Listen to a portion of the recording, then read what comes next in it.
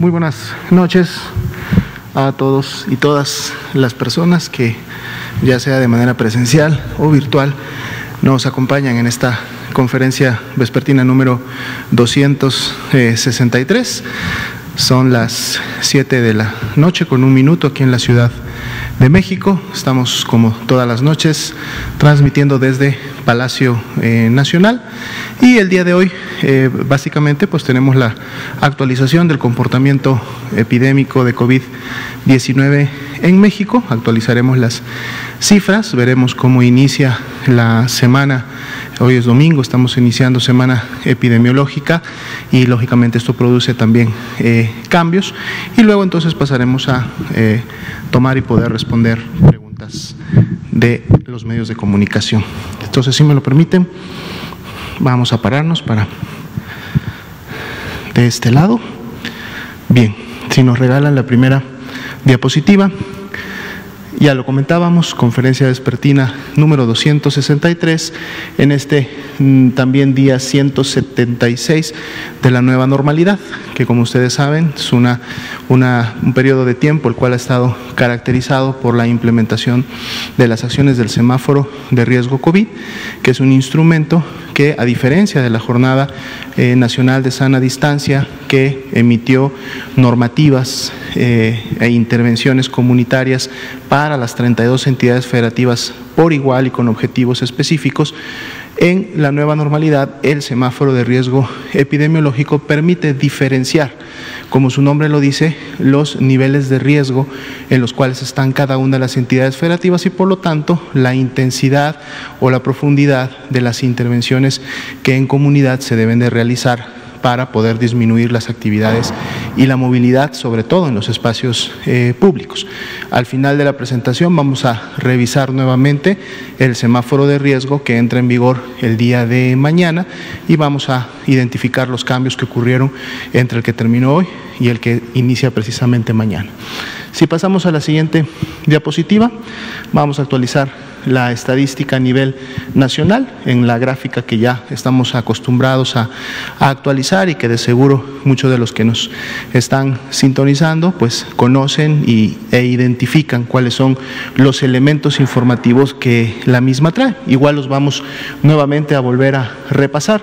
Cada una de las columnas, de las barras que vemos para cada uno de los números que están en el eje horizontal, son la cantidad de personas que presentaron signos o síntomas de enfermedad respiratoria. Puede haber sido leve, puede haber sido grave, pero entonces fueron clasificados como casos sospechosos de COVID-19. Al corte de hoy ya son más de 2.701.000 las personas que han tenido esta clasificación, y entonces semana con semana podemos identificar la altura total de la barra o de la columna, y esto nos da el total de las personas que para esa semana epidemiológica, porque además en esa semana iniciaron con signos y síntomas de la enfermedad, pues bueno, el acumulado para cada una de esas semanas. Y en ese marco precisamente podemos notar, ahora que abrimos la semana 46,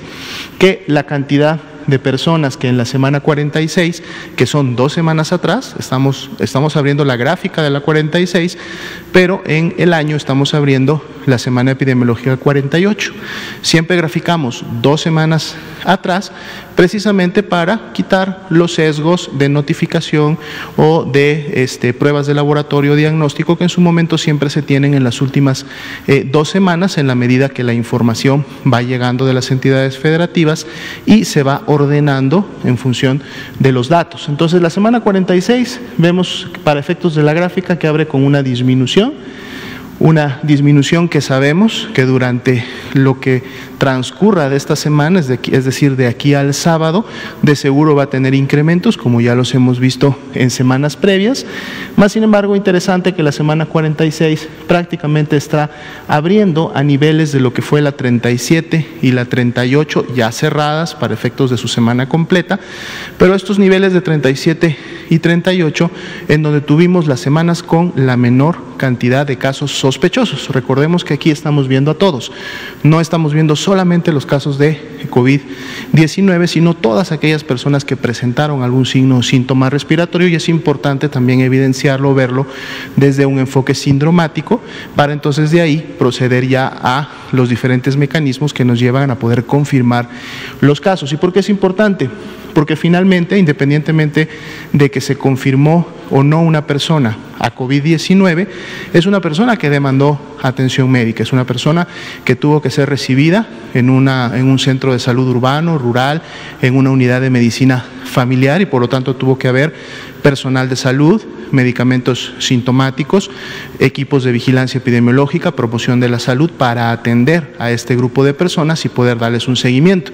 Ni qué decir de las que tuvieron que ser ingresadas a una unidad hospitalaria de segundo o tercer nivel de atención, en donde independientemente si tenían o no tenían COVID, ingresaron y recibieron la atención hospitalaria en una cama preparada para pacientes con infección respiratoria aguda grave. Por eso les decimos camas IRAG, no son camas específicas para COVID, sino son para todas aquellas personas que presenten infección respiratoria aguda grave, tanto en lo que es el ambiente general de las IRAG como también de las camas más especializadas, que son aquellas que están en terapias intensivas o que como proceso de la reconversión tienen ahora insumos, equipamiento, específicamente un ventilador y personal capacitado para poder atender a este tipo de pacientes. Entonces,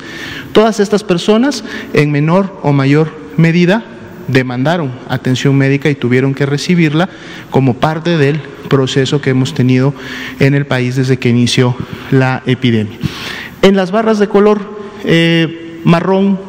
claro, café claro, ahora sí identificamos solamente a las personas, ahora sí que han salido positivas a COVID-19, que para el día de hoy son un poco más de 1.041.000 ya los casos clasificados como COVID-19. Recordando que en México podemos clasificar casos hasta la semana de ayer, lo podíamos hacer por 3 vías, ahora la podemos hacer hasta por una cuarta, pero que tiene que ver también con el diagnóstico por laboratorio. Lo que sucedió en la semana previa, si ustedes recuerdan, emitimos ya un posicionamiento producto de la validación de lo que son las nuevas pruebas antigénicas, pruebas que en su momento identifican proteínas del virus, pueden ser en su gran mayoría de hecho proteínas estructurales, y entonces nos permiten identificar y confirmar la presencia del virus SARS-CoV-2 en la muestra que se toma de las vías respiratorias. Entonces ya a partir de esta semana prácticamente tenemos 2 pruebas que nos permiten confirmar casos de COVID-19. La reacción en cadena de la polimerasa o el PCR que hemos estado usando y que además sigue siendo la prueba por excelencia, por decir el estándar de oro para confirmar casos de COVID-19, esa característica no la ha perdido, sigue siendo esta prueba la principal, pero entonces ahora se le suma la prueba antigénica, que en su momento va a permitir también confirmar casos, pero que a través de su uso comunitario, sobre todo en la identificación de pacientes que están presentando signos y síntomas y demandan atención en centros de salud urbano, en unidades móviles de atención, etcétera, hay la posibilidad a través de esta prueba de en 30 minutos poder obtener un resultado y entonces poder en su momento sumar o identificar más rápida y más oportunamente un caso de COVID-19. Recordemos de todas maneras que independientemente de los resultados que en su momento se emiten, ya sea por PCR o ya sea por prueba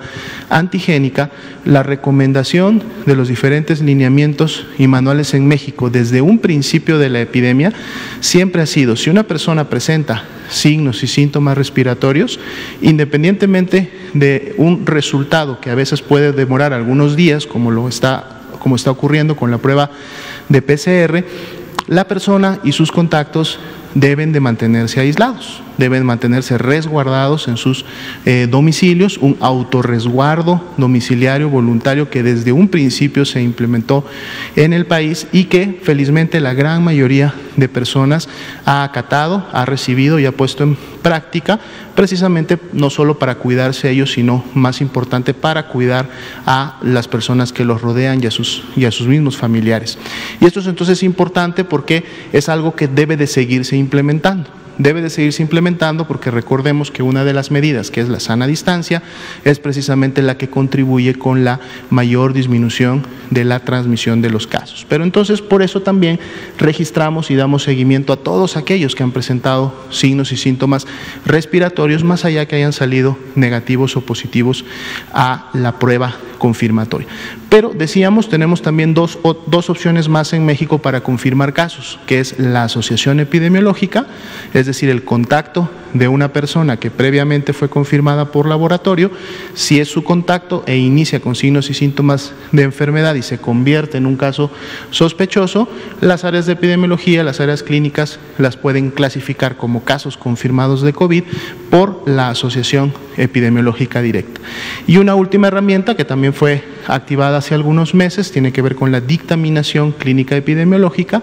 que está prácticamente reservada para aquellas personas que lamentablemente fallecieron y que durante su proceso de atención o no tuvieron la oportunidad de acceder a una prueba de laboratorio, son muy pocas, pero o su prueba de laboratorio todavía está pendiente de resultados o no se pudo obtener un resultado válido de esa prueba. Entonces se puede ejercer el mecanismo de la dictaminación y por estas tres vías básicas podemos en su momento entonces confirmar casos, ¿no? Y eso es lo que tenemos en México. Pero así también tenemos las columnas de color verde, que hasta el momento siguen siendo el mayor grupo de todas estas personas que se han estudiado, que son las que ya han dado negativo, es decir, se tomó el hisopo faríngeo, nasofaríngeo o alguna otra muestra válida para efectos de buscar virus SARS-CoV-2, no se identificó el virus, el resultado fue negativo y esta es una característica de más de 1.267.000 personas de todas las que hasta el momento se han estudiado. Si bien es cierto, la altura de la barra en la semana 46, que como decíamos es una cantidad menor de personas que han presentado signos y síntomas con las que estamos abriendo en la semana 46, está baja, vemos que el porcentaje de positividad se mantiene similar al con el que cerramos la semana pasada. La semana pasada estuvimos prácticamente los 6 días de los 7 que constituyen la semana en un 42% y el día de ayer subió a 43%. El día de hoy continuamos con ese 43% y vamos a ver entonces cómo se continúa comportando en los siguientes días. Ya hemos tenido, como ustedes pueden ver en la línea de color naranja, que es precisamente la que representa el comportamiento del porcentaje de positividad, pues en semanas previas hemos tenido fluctuaciones, ondulaciones, sube, baja, el porcentaje de positividad se está moviendo y este precisamente nos habla de la circulación del virus en las diferentes regiones del país. Recordemos que tanto la totalidad de las barras como las del porcentaje de positividad es el comportamiento de las que está ocurriendo en las 32 entidades federativas. Veamos la siguiente diapositiva. Vamos a estimar los casos que hasta el momento llevamos, es decir, tomamos los casos confirmados, utilizamos precisamente este porcentaje de positividad para cada una de las semanas y entonces se lo aplicamos a los casos que todavía no tienen un resultado emitido o no tenían una prueba de laboratorio y entonces llegamos a esta cifra de más de 1.208.000 personas que están registradas en el CISBER, que es la herramienta informática, el sistema de información que nos permite recolectar todo lo que las entidades federativas notifican y entonces llegamos a estimar esta cantidad de personas que lógicamente es mayor a la que solamente han sido clasificadas como casos confirmados por alguno de los mecanismos. Pero lo hacemos con el objetivo de poder graficar la curva de color azul que tenemos en la parte superior y entonces podernos acercar de una mejor manera al comportamiento que está teniendo esta curva a nivel nacional. Estamos abriendo la semana 46 con una disminución de un menos 20%. Esto es una disminución importante, de hecho ha sido comparada a disminuciones que hemos tenido de esa magnitud en precisamente semanas previas como la 36, como la 37. Igual estamos abriendo la semana, de seguro este menos 20% va a empezar a reducirse en la medida que vayamos avanzando los siguientes días y dependiente completamente del comportamiento epidémico en las 32 entidades federativas. Pero al menos el día de hoy abrimos con un menos 20% que además pone El punto de medición para la semana 46, como lo veíamos también un poco en la gráfica anterior, pone ese punto más o menos a la altura de reducciones importantes que ya habíamos tenido en semanas previas. Pero, ojo, veremos el comportamiento durante esta semana. Nuestro indicador de casos activos estimados, ayer cerrábamos toda la semana en 3%, hoy día sube a un 4%, sin embargo 4% ha sido prácticamente la proporción de personas que han desarrollado signos y síntomas en los últimos 14 días, que la llevamos como un promedio prácticamente en los últimos ya 2 meses. Vamos a ver si este indicador vuelve nuevamente a presentar disminución o incremento en la medida que se vaya anexando los datos durante la semana. Pero esto recuerden que representa precisamente a estas 45.445 personas que por haber iniciado síntomas en los últimos 14 días son realmente los que están viviendo la epidemia de COVID-19 en México. Todas las demás personas, y sobre todo estas más de 779.104 que ya se consideran personas recuperadas de la enfermedad, ya no forman parte de la epidemia activa, ya tuvieron una evolución y en su momento lógicamente hubo un desenlace producto de su enfermedad. Felizmente la gran mayoría, como lo vemos en los datos, fue a la recuperación y solamente este 4% son las que en los últimos 14 días tendrían el potencial, digamos, de mantener activa y dar continuidad a la epidemia en México.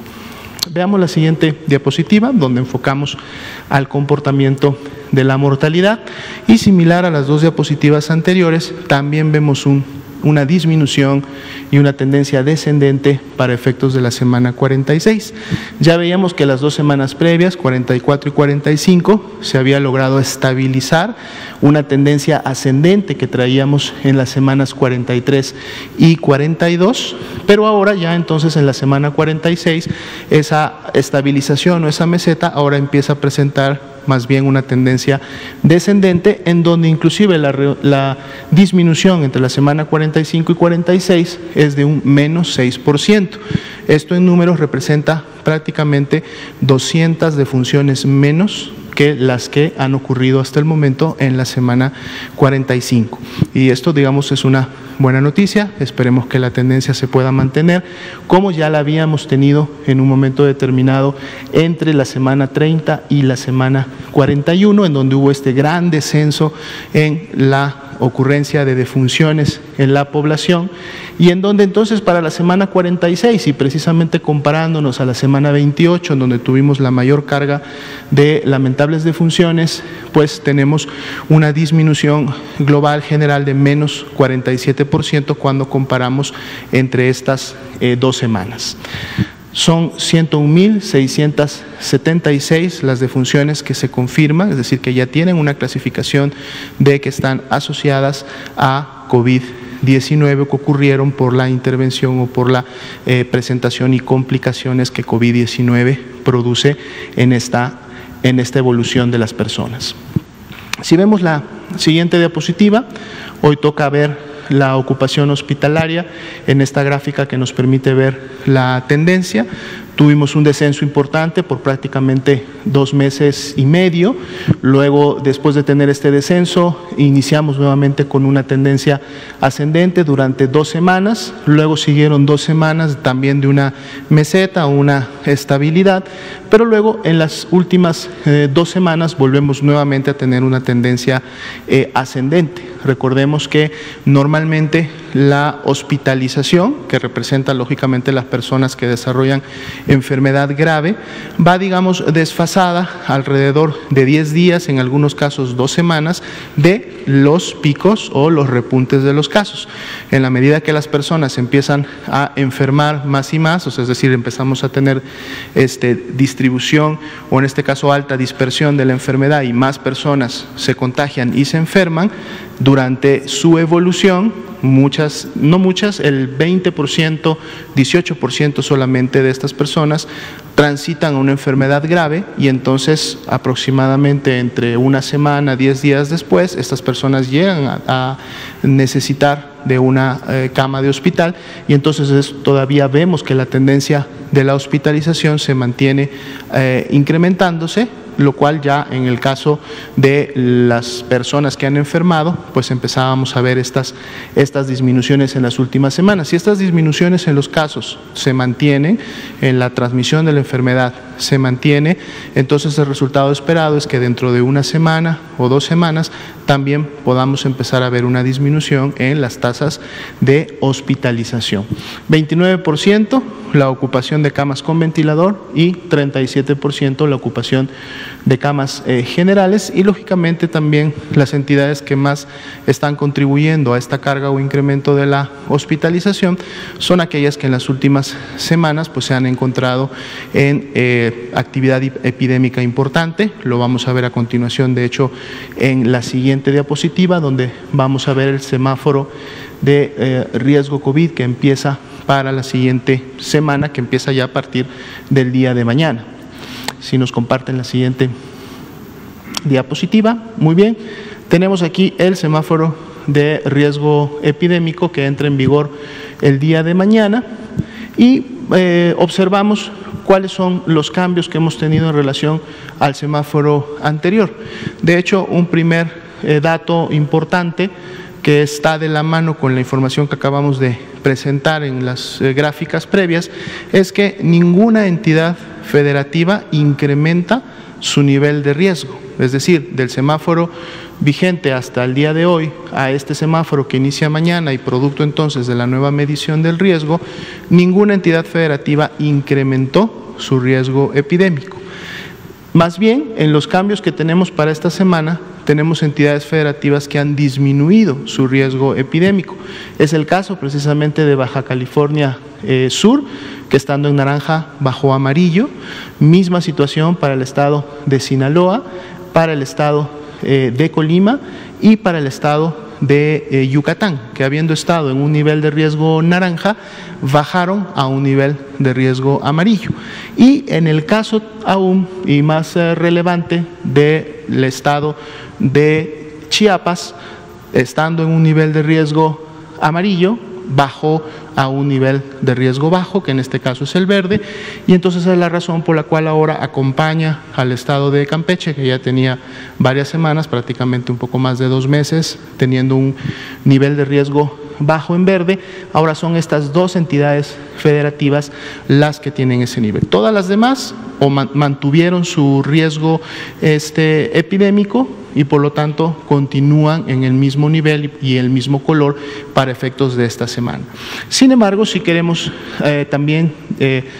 hacer notar, y a través de esto también un llamado a las personas que actualmente están residiendo en los estados de Coahuila, de Nuevo León, Zacatecas, Aguascalientes, Querétaro y la Ciudad de México, que en la última medición del semáforo, si bien es cierto, mantuvieron el nivel de riesgo alto, que es el de color naranja, las tendencias que tuvieron en relación a la semana previa fueron de incremento, es decir, es una tendencia que en vez de acercarlos o llevarlos a un menor riesgo, que sería el amarillo, realmente los están acercando a un nivel de riesgo mayor, que sería el máximo o rojo, tal como están en este momento los estados de Chihuahua y de Durango. Y el llamado es precisamente para que puedan implementar las medidas, las acciones que en lo personal nos ayudan y contribuyen a evitar los contagios. Las recordamos rápidamente: la sana distancia. La sana distancia son todas aquellas acciones y medidas que yo pueda tomar para mantenerme al menos a 1.5 metros, idealmente 2 metros de distancia de cualquier otra persona en los diferentes espacios en los que yo me encuentre. Y por lo tanto así disminuir la posibilidad de recibir la transmisión del virus SARS-CoV-2 de alguna persona que pudiera estar portando este virus. Si no puedo en su momento guardar o tener la sana distancia por el ambiente o el lugar en el que me encuentro, entonces el uso adecuado del cubrebocas. Y decimos el uso adecuado del cubrebocas porque todavía nos toca ver muchas personas en la comunidad que no lo portan de manera adecuada. Lo están utilizando solamente en el área de la boca y dejan descubiertas las fosas nasales, o se lo colocan, parece que un poco para descansar o poder respirar mejor, en la parte baja del mentón.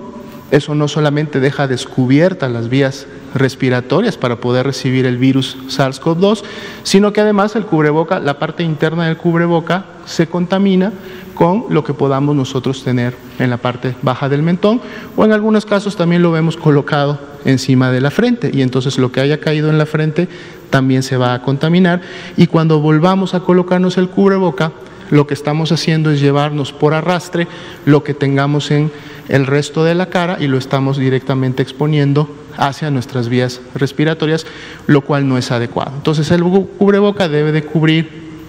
la boca, la nariz, durante todo el tiempo que utilicemos el cubreboca. El cubreboca recomendado para la comunidad son precisamente los cubrebocas reusables, que son los de tela, y que por lo mismo deben de tener un aseo, una limpieza constante. Preferentemente debemos de tener varios cubrebocas para poderlos estar lavando, desinfectando, y entonces todos los días poder iniciar el día con un cubreboca nuevo. Y lógicamente otra medida muy importante que contribuye es la higiene de manos. La higiene de manos que tenemos que hacerla de manera constante, sobre todo cuando hemos estado en espacios públicos y vamos a regresar al hogar o vamos a regresar a nuestro espacio laboral, vamos a ingerir alimentos, sobre todo aquellos en los que tengamos que usar nuestras manos, como pueden ser las frutas, sándwich o cualquier alimento que lo tomamos con nuestras manos para llevárnoslos a nuestra boca. Hay que estar haciendo higiene de manos de manera permanente, preferentemente con agua y jabón. Si no tenemos a la mano un lavamanos, pues bueno, podemos hacer uso de estos productos con gel con alcohol mínimo al 70% para garantizar que en su momento nuestras manos queden limpias para poder utilizarlas. Y además hacer caso, implementar todas aquellas acciones de distanciamiento, de disminución de la movilidad, de aforos en los espacios públicos, que cada una de las 32 entidades federativas y sus autoridades sanitarias están implementando precisamente en la medida, en la magnitud que el riesgo epidémico se los está mostrando en el semáforo semanal. Entonces, muy importante, porque de esa manera todos juntos, sociedad, gobierno, contribuimos a poder seguir mitigando la epidemia de COVID-19 en México. Bien, esta sería la actualización de la información para esta noche, y entonces abrimos el espacio para poder responder preguntas de los medios de comunicación. Estamos a sus órdenes, por favor. Gracias, buenas noches. Yo le quiero preguntar, doctor, ¿cuántas pruebas antigénicas hay ya en México? ¿Y cuántas son las que comentaban que eran donadas por la OMS? ¿Y cuántas son ya compradas por el gobierno? ¿Y qué costo, en cuánto las han comprado? También le quiero preguntar sobre la tardanza. ¿Cuánto tiempo está tardando el paciente COVID en llegar a los hospitales? Y me refiero al paciente con enfermedad grave y que incluso requiere un ventilador o que por su gravedad ya no se puede salvar. Y también quería preguntarle sobre las declaraciones de hoy del presidente Andrés Manuel. Dice que ahora la meta es salvar vidas. También quería preguntarle su opinión al respecto. Claro, con mucho gusto. Empiezo con la primera pregunta, que tiene que ver precisamente con las pruebas antigénicas. La única entidad federativa que hasta el momento ha adquirido, y lo ha hecho de manera directa, es decir, no a través de un recurso federal, sino de manera directa con sus propios recursos, es precisamente la Ciudad de México. Y ellos iniciaron con la aplicación de estas pruebas antigénicas ya desde el día viernes, digamos que están en los primeros 3 días de haber iniciado. Como fue la recomendación en un momento determinado a través del posicionamiento para el uso de estas pruebas antigénicas que la Secretaría de Salud Federal emitió ya hace semana y media, hace dos miércoles, ellos están enfocando estas pruebas antigénicas precisamente en sus intervenciones y en su búsqueda comunitaria. La están aplicando en los diferentes módulos, en las diferentes alcaldías, en centros de salud urbanos, y es ahí donde han dirigido la prueba antigénica. La prueba antigénica o el resultado que ésta emite la pueden ya registrar en la plataforma, en este caso en el CISBER, así como se registra el resultado por PCR por parte de los laboratorios estatales o la Red Nacional de Laboratorios de Salud Pública. Ahora cada una de estas unidades que en su momento toma una prueba antigénica, dado que el resultado lo obtienen inmediatamente en los siguientes 30 minutos, en la siguiente media hora, ese resultado ellos pueden directamente registrarlo en la plataforma, no necesitan enviarlo, digamos, a un laboratorio estatal. Esa es una de las utilidades de la prueba, y entonces por lo tanto los datos vamos a empezar a tenerlos en el transcurso de la semana y con mucho gusto se los estaremos presentando, pero es solamente esta entidad la que ha iniciado hasta el momento, y esto tiene que ver precisamente porque la liberación tanto del registro sanitario como de los permisos de importación que continuaron o siguieron después de la evaluación técnica que hizo el Instituto de Diagnóstico y Referencia Epidemiológico y que se emitió, y entonces las empresas que distribuyen estas pruebas pudieron realizar sus trámites ante COFEPRIS, obtuvieron estos permisos prácticamente a inicios de la semana que terminó el día de ayer, pero lógicamente esperamos que en las siguientes semanas muy probablemente más entidades federativas puedan estar adquiriendo este tipo de pruebas. Más allá de la adquisición que las entidades van a realizar de manera directa, el INSABI ya está contemplando, de hecho está haciendo un análisis en conjunto con el INDRE para ver cuántas pruebas será necesario adquirir para distribuirse a nivel nacional, con el enfoque y las recomendaciones que se han emitido, porque recordemos que esta prueba, lo decíamos en la presentación, no vienen a reemplazar completamente a la prueba PCR. Esto por un lado, de que la prueba PCR lógicamente sigue teniendo la mayor sensibilidad y la mayor especificidad para detectar el virus SARS-CoV-2. De hecho, es la única prueba que nos permite detectar de manera eficiente portadores. Por eso comentábamos en un cuadro previo que presentamos algunas semanas, que si vamos a utilizar la prueba PCR, esta todavía puede tomarse en esos 2 días previos al inicio de síntomas, es decir, cuando se han tomado en personas asintomáticas que han estado en estos días previos a desarrollar la enfermedad, ha tenido la suficiente sensibilidad para poder detectar al virus SARS-CoV-2. No así las pruebas antigénicas. Las pruebas antigénicas, sí, la recomendación es muy puntual, deben de utilizarse solamente en personas sintomáticas, porque las pruebas antigénicas requieren de un valor importante de carga viral, es decir, tiene que haber una actividad del virus en las vías respiratorias. Recordemos que la prueba antigénica, y esto también es importante aclarárselo a la población para que pueda diferenciar entre las pruebas rápidas que previamente algunas entidades o algunos medios privados empezaron a utilizar, que estaban basados en anticuerpos, no en antígenos, y que se tomaban en suero o en gotas de sangre. La prueba antigénica se toma igual que la PCR, se realiza en una muestra de hisopo faríngeo. Sí, es decir, necesitamos una muestra que provenga de las vías respiratorias para poder procesar tanto el PCR como la prueba antigénica, y que además son muestras diferentes. Es decir, si una persona se le toma una muestra antigénica, sale negativa, y entonces se quiere hacer el proceso de PCR para ratificar esta negatividad, hay que tomar una nueva muestra. No se debe de utilizar o no se puede usar el mismo hisopo que en su momento se utilizó para una, debe de ser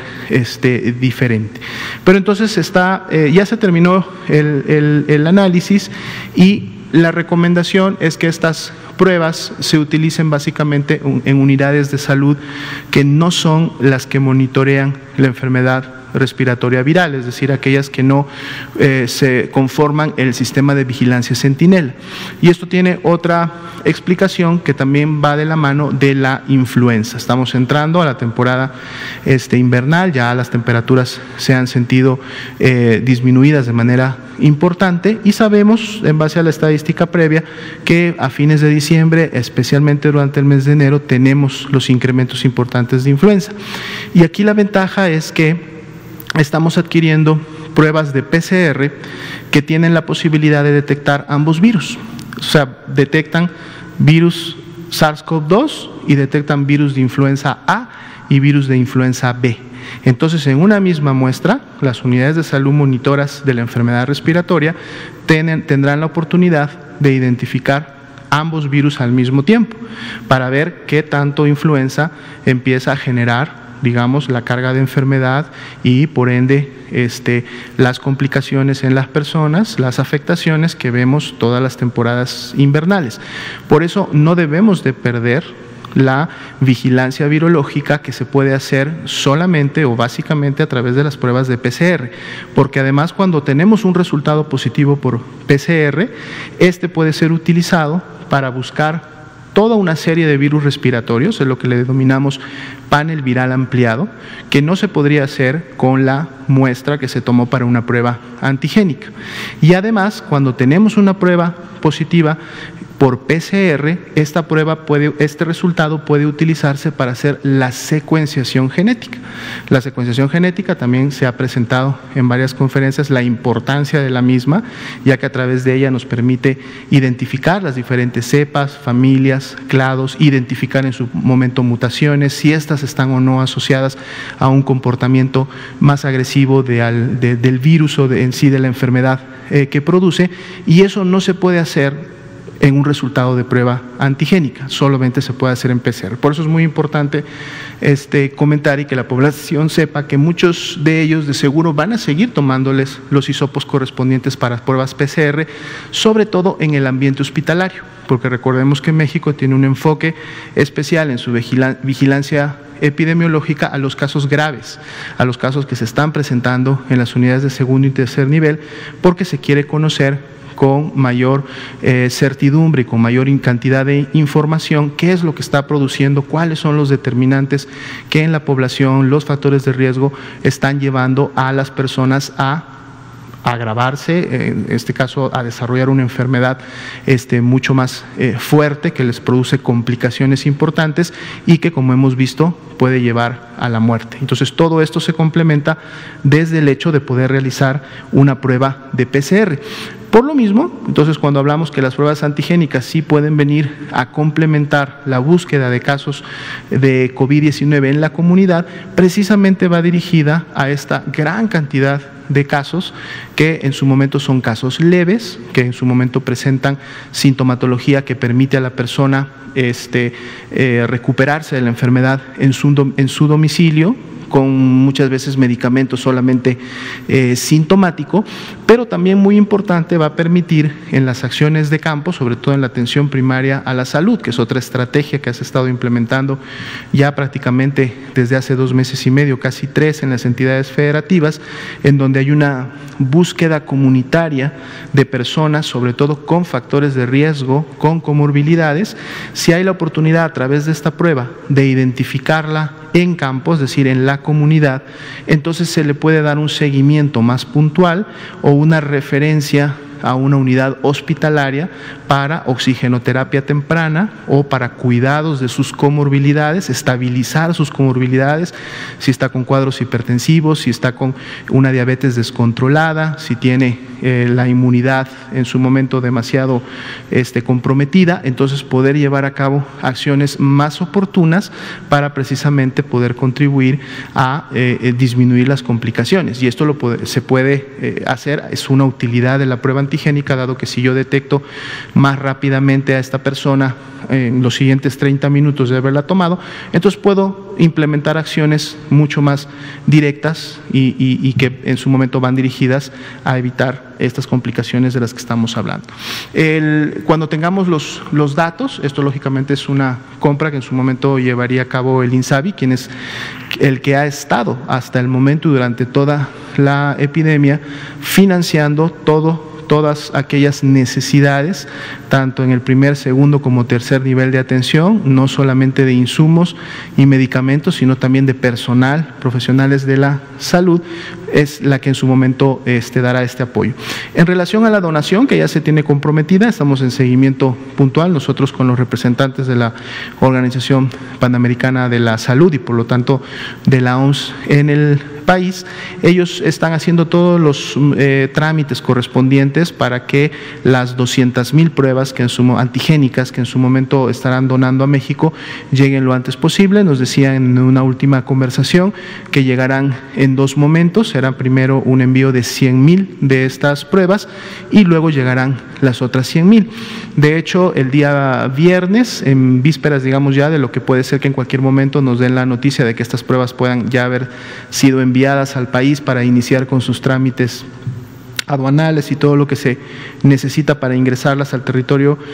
mexicano, se llevarán a cabo ya las reuniones precisamente para definir la distribución a las entidades federativas y a las instituciones y a las áreas en donde esta prueba va a poder llegar de manera gratuita, así como reciba la donación México, así se van a también enviar estas pruebas a las entidades federativas y básicamente esa repartición está dada en función de la misma manera que se han repartido hasta este momento, se han distribuido, entregado las pruebas de PCR, ¿no? En donde el INDRE mantiene una reserva, entrega a cada una de las entidades federativas en base a su productividad, necesidad, carga de enfermedad, porcentaje de positividad, población, son muchos indicadores los que entran en el ejercicio, en el análisis de cuántas pruebas se deben de enviar a una entidad y las que se quedan en resguardo están listas para poder seguir contribuyendo. Esto lógicamente no dejará de lado que cada una de las entidades federativas en base a recursos propios en un momento puedan adquirir pruebas de este tipo, así como lo ha hecho la Ciudad de México, más allá de las que en su momento también el INSABI pueda proporcionarles, ¿no? Eso en relación a las pruebas antigénicas. Estábamos también la pregunta en relación a lo que declaraba el señor presidente hoy día en la mañana. De hecho, esto es parte de una estrategia que inició ya hace algunas semanas, estrategia interinstitucional, es decir, involucra a todo el sector, no solo a las 32 servicios de salud estatales y por lo tanto a las entidades federativas, sino también a las grandes instituciones de seguridad social en el país, como son el ISSSTE, como son el IMSS, como es Pemex, otros grupos de servicios de salud, como son SEDENA, como son CEMAR, como son el DIF, que están enfocando actividades y estrategias específicas en el nivel hospitalario para poder incrementar la calidad de la atención hospitalaria a través precisamente de la concentración de estas capacidades. Es decir, en la medida que la ocupación hospitalaria nos ha ido permitiendo disminuir el número de camas ocupadas y por lo tanto tener camas más disponibles, lo que se está trabajando en cada una de las entidades e instituciones es que las camas que se están utilizando, es decir, las camas que en su momento están recibiendo a los nuevos pacientes o a los pacientes que están enfermos de COVID-19, sean, por así decirlo, las camas que en su momento están en unidades con los mejores desempeños de su terapia intensiva, los mejores desempeños en función de sus tiempos de atención, los mejores desempeños en función de la letalidad observada durante la atención de la epidemia y entonces que por lo tanto todas estas personas que están requiriendo de estos servicios tengan la mejor calidad disponible de atención médica en cada una de las ciudades, de los estados en donde ellas se encuentran. Y el objetivo principal de realizar esta actividad es precisamente contribuir a seguir disminuyendo la letalidad y la mortalidad por COVID-19, muy importante decirlo cuando ésta depende de la atención médica. Lamentablemente no todo depende de la atención médica. No basta con solamente tener una cama disponible y tener todos los recursos, incluido el personal, para atender a estas personas, sino también depende de la oportunidad con que la persona está demandando la atención. Y aquí viene la respuesta también a esta pregunta. De las mediciones que nosotros realizamos de manera semanal, a inicios de la epidemia, el retraso, digamos, en la demanda de atención estaba en un promedio alrededor de 4 días. Es decir, una persona en la comunidad podía demorar o demoraba 4 días, dado que esto es un promedio. Había personas que demoraban más tiempo, pero otras que demoraban menos tiempo, pero digamos que la gran mayoría demoraban 4 días para acudir a una unidad y demandar atención. Lo que se ha venido trabajando precisamente con el APS COVID ha permitido disminuir estos días o esta demanda de atención a 3.3. 3.3 todavía no lo consideramos ideal y por eso se debe de seguir trabajando en la atención primaria a la salud, se debe seguir trabajando en el monitoreo y las visitas comunitarias, pero también muy importante, y por eso continuamente hacemos el llamado a la población, lo ideal es que este número debería de disminuir al menos por debajo de los 2 días. O sea, es decir, que una persona que tiene signos y síntomas de la enfermedad, que tiene una comorbilidad, es decir, que es diabético, que es hipertenso, que tiene algún grado de inmunosupresión, sea por enfermedad o sea por medicamento, una mujer embarazada, una persona mayor de 60 años, inicia con signos y síntomas, debe de acudir lo antes posible a demandar atención médica. O sea, debe de hacerlo en las primeras 24, máximo 48 horas, precisamente para que sea un grupo, un equipo de profesionales de la salud que se den por enterados de que está teniendo sintomatología. Esto no necesariamente representa que esta persona vaya a ser hospitalizada, pero lo que sí es importante es que al ser identificada, uno inicie lógicamente todos los procesos necesarios para confirmar o descartar si el motivo de su enfermedad es COVID-19, pero más importante que pueda tener el seguimiento correspondiente, dado que pertenece a un grupo de riesgo. Entonces debe de tener un seguimiento más puntual que a lo mejor aquellas otras personas que inician con signos y síntomas pero que no pertenecen a un grupo de riesgo. Muy probablemente en estas personas habrá que estar realizando la oximetría, es decir, medir el oxígeno en sangre de manera mucho más frecuente, mucho más puntual, para evidenciar cambios que permitan pues rápidamente hospitalizarla y ofrecer la oxigenoterapia, o en aquellos casos donde sea posible o el estado de salud no presente ningún otro signo de alarma, pudieran inclusive recibir este tipo de tratamientos en el domicilio mientras sea esto todavía posible. Entonces, esa es la importancia y la relevancia por la cual debemos de, si somos parte de un grupo de riesgo, iniciamos con signos y síntomas respiratorios, sobre todo ahora en la temporada invernal, donde además de SARS-CoV-2 también podemos padecer influenza, sobre todo si no todavía nos hemos vacunado, y aprovechamos para hacer el llamado a la población que está en los grupos de riesgo, que todavía no ha acudido a aplicarse la vacuna, que lo haga a la brevedad, debe de estar protegida preferentemente antes de que iniciemos diciembre, que es la mayor temporada, pero justo estos grupos son los que deberán de tener este mayor enfoque, no solo de identificación temprana, sino también de un seguimiento mucho más puntual, para que con todas estas estrategias, o sea, las que parten desde la comunidad, así como el incremento en la calidad y la oportunidad del tratamiento de segundo y tercer nivel, entonces sigamos contribuyendo a que la letalidad y la mortalidad disminuyan, y esa es precisamente la estrategia comentada.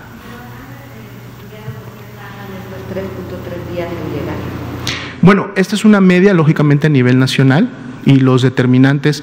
que en su momento pudieran estar asociadas a este retraso pueden variar dependiendo de cada entidad. En alguna de ellas pueden ser las distancias que en su momento todavía existen geográficamente hablando entre el lugar donde la persona reside y la unidad de salud que en su momento la registra o la atiende por primera vez. En ocasiones, o también en un grupo importante de ellas, estas personas suelen demandar atención médica en una institución o en una unidad privada cercana a su domicilio, y muchas veces ese tiempo lógicamente transcurre o se incrementa de cuando finalmente llegan a una unidad hospitalaria o a un centro de salud institucional, que es el que registra su atención o su primera atención como tal. Y aquí también es importante mencionar que estos retrasos a veces también pueden ocurrir por el hecho de que las personas pueden estar intentando con medicamentos o con algún tipo de terapias mejorar o transitar hacia una curación de la enfermedad, pero que sabemos en este momento virus SARS-CoV-2 y COVID-19 no tiene un tratamiento específico. Entonces, por eso el llamado a demandar una atención, digamos, especializada de un profesional de la salud que en su momento lo hace en apego a los diferentes lineamientos, porque hay en muchas ocasiones terapias en un primer nivel de atención que se inician, estamos hablando precisamente de aquellas personas que en su momento reciben recetas por medicamentos o por algunos complejos vitamínicos o de otro tipo que pretenden en su momento contribuir a algún tipo de curación, lo cual no sucede, esto no está documentado. Y entonces la persona inicia este tipo de tratamientos y se espera que pase un día, que pasen 2 días, que pasen 3 días, pensando que este tratamiento va a contribuir a curarla o va a aliviar sus síntomas. Cuando ve que esto no sucede, entonces va y demanda nuevamente atención médica. Por eso recordemos, no existe en este momento ningún tratamiento que esté científicamente comprobado que pueda disminuir las afectaciones del virus SARS-CoV-2 o que en su momento inclusive limite la replicación viral o que aniquile el virus. El virus va a seguir su efecto, va a seguir su replicación. Lo único que lo va a parar en este momento es la respuesta de nuestro sistema inmunológico.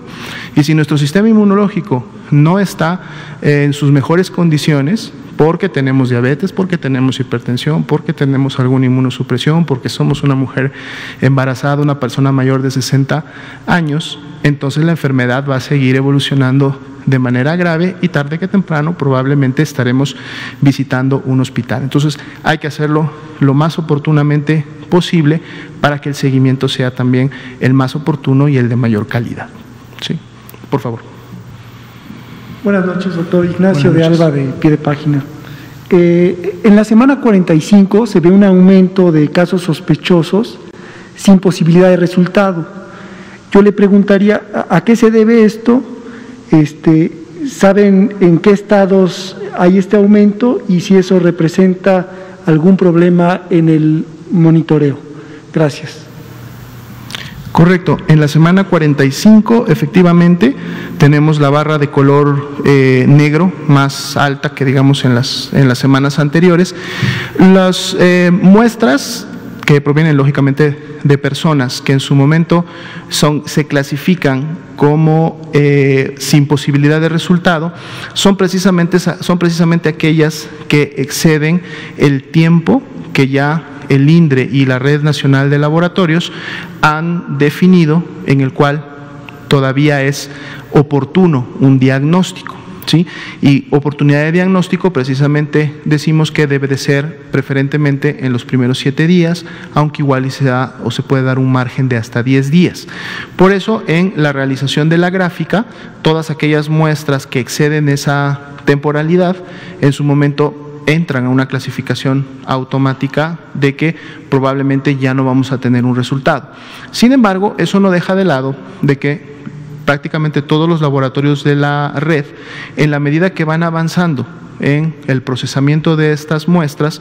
un grupo de estas todavía pueda llegar a obtener un resultado, dado que son aquellas en todo caso que estarían en tiempo lo más cerca posible a los últimos días. O sea, los que están pegados a esos últimos 7, 10 días son las que todavía tendrán una posibilidad.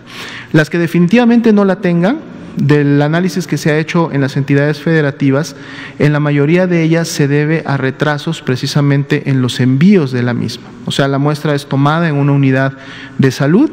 y dependiendo de dónde esté esta unidad de salud, esa muestra debe de viajar hasta su laboratorio más cercano de referencia, en donde exista el procedimiento de reacción en cadena de la polimerasa.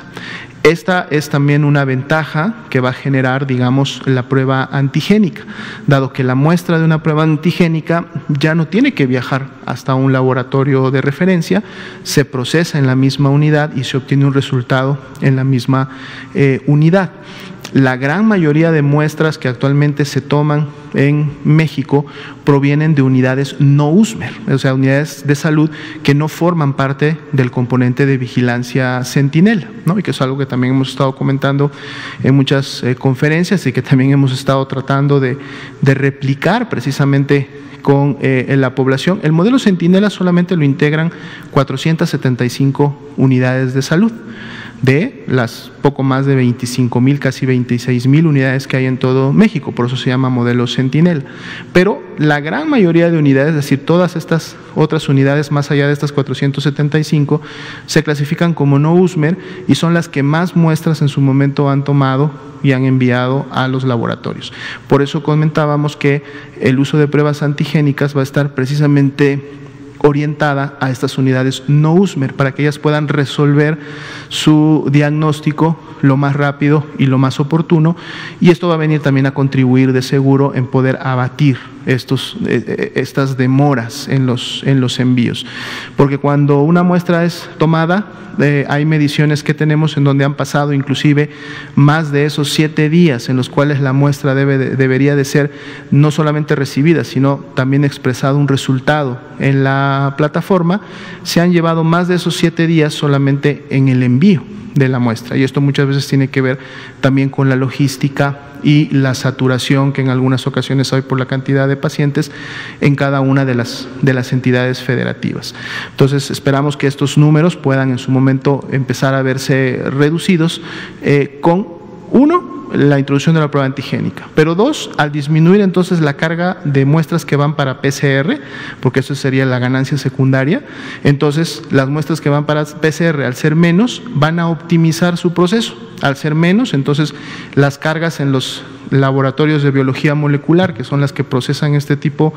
de muestras, van a poder ser más eficientes y más oportunos en dar un resultado. Recordando que inclusive muchos de estos laboratorios están en unidades de tercer nivel, sobre todo aquí en el centro de la República, y que esa sobrecarga que estaban teniendo de alguna manera y que entonces retrasaba un resultado 3, 4, 5 días, pues ahora con la disminución de esta cantidad podrán dar resultados mucho más oportunos, ¿no? Se va a estar monitoreando. Bien, por favor. Gracias, director. Aquí la pregunta es, en esta época invernal, la mayoría de los mexicanos presentamos cuadros gripales. Entonces, ¿cómo identificaríamos, por ejemplo, cómo se identificaría este tipo de cuadros con la influenza y el COVID-19? Por redes sociales dan algunos señalamientos, por supuesto no expertos, donde palabras más, palabras menos señalan que si es COVID empiezas inmediatamente con fiebre, y si es influenza es con dolor de cabeza. Entonces, pero qué mejor que un experto nos explicara esto, por favor. Con mucho gusto. Precisamente uno de los grandes retos en las temporadas invernales es que los signos y síntomas de inicio de la mayoría de las enfermedades respiratorias, y seamos ahora muy precisos hablando de COVID-19 y de influenza, son prácticamente similares. La fiebre, el dolor de cabeza y la tos o la irritabilidad, el dolor de garganta han sido los 3 síntomas, y que de hecho forman parte en estos momentos de las definiciones operacionales del síndrome respiratorio, que recordemos que en México se identifica vía un síndrome respiratorio que puede ser leve o puede ser grave, y ya es el proceso del laboratorio el que nos dice si es COVID-19, influenza o algunos otros de los virus respiratorios que hay en la temporada. Y esto precisamente se hace, exacto, porque precisamente los signos y síntomas son muy similares. Normalmente nosotros hemos identificado en temporadas invernales lo que denominamos gripas, lo que denominamos catarros, porque empezamos con ese cosquilleo en la nariz, va seguido normalmente de un escurrimiento nasal, ¿no? Las mucosidades que en su momento empiezan a salir, los estornudos que empiezan a producirse, y eso, digamos, es mucho más característico de lo que vendrían a ser justo los catarros o las gripas, o inclusive forman parte también de los signos y síntomas que se ven en COVID-19. Cuando comparamos un poco influenza con COVID-19, digamos que COVID-19 tiene todavía un repertorio más grande de sintomatología que va de leve a grave y que en este caso inclusive tenemos el reto de que se puede o no presentar. Por eso hablamos en un momento determinado de portadores del virus SARS-CoV-2, personas que llegan a infectarse del virus, la tienen en sus vías respiratorias, pero no llegan a expresar enfermedad, o sea, no llegan a expresar signos y síntomas. Normalmente la influenza siempre se ha caracterizado porque cuando ésta se manifiesta clínicamente, sí da signos y síntomas mucho más fuertes, más visibles, más sentidos a la persona, que los que daría un catarro común. Digamos que un catarro común, para fines prácticos, sí pudiera confundirse más con un COVID-19 en relación a los casos leves de COVID-19. Pero cuando hablamos ya de un COVID-19 que evoluciona a una enfermedad grave, que evoluciona con signos y síntomas importantes, entonces estos son comparativos en esa magnitud o en esa sensación con la misma influenza, ¿sí? Entonces, más que en su momento la clínica por sí sola o un signo-síntoma pueda contribuir a diferenciar entre una enfermedad y otra, no, realmente las medidas, tanto preventivas como de respuesta, es decir, la demanda de atención médica oportuna, independientemente de que yo piense que pueda ser COVID o pueda ser influenza, deben de ser más bien proporcionadas por un profesional de la salud, y ya será el laboratorio, el resultado de la muestra, el que nos dirá si es SARS-CoV-2, si es alguno de los subtipos de influenza o si es alguno de los otros virus respiratorios que normalmente pues circulan en la temporada invernal, ¿sí? Bien, pues muchas gracias, son las 8 de la noche, damos por concluida nuestra conferencia de hoy y esperamos podernos volver a ver el día de mañana a las 7 de la noche. Tengan muy buena noche, hasta luego.